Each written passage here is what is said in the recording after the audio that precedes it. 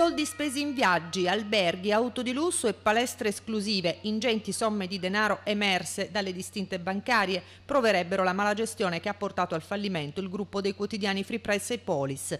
Oggi le indagini portate avanti dalla Guardia di Finanza hanno fatto scattare l'arresto per Alberto Rigotti, 64 anni, presidente del CDA di Publiepolis, la vicepresidente Sara Cipollini, 42 anni, di Nesso, e il consigliere d'amministrazione Vincenzo Maria Greco, 69 anni, residenti a Roma.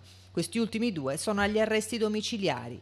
Rigotti, originario di Trento, è stato arrestato nella sua casa in provincia di Como. L'accusa è bancarotta fraudolenta per il crack da 15 milioni di euro che ha portato alla chiusura del gruppo, che dava lavoro ad oltre 100 giornalisti ai quali negli ultimi mesi non venivano più pagati gli stipendi e versati contributi previdenziali.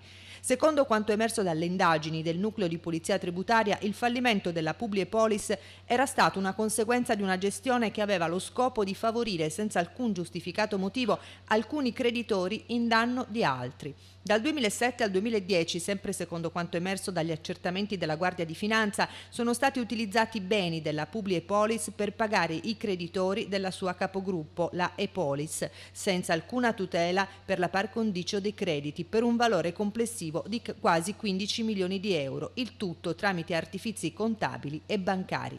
I tre arrestati sono anche accusati di aver destinato a proprio ed esclusivo interesse beni quali automobili, nonché somme di denaro indebitamente prelevate dalle casse della società o tramite carte prepagate o bonifici poi utilizzati nei modi e per le finalità più svariate: alberghi, viaggi, soggiorni, palestre esclusive.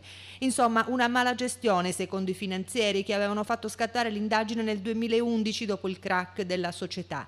I provvedimenti di custodia cautelare eseguiti questa mattina sono stati richiesti dal sostituto procuratore di Cagliari, Gian Giacomo Pilia, e firmati dal GIP Giuseppe Pintori. Gli investigatori non escludono che gli accertamenti sul crack di Publiepolis possano portare a nuovi importanti sviluppi.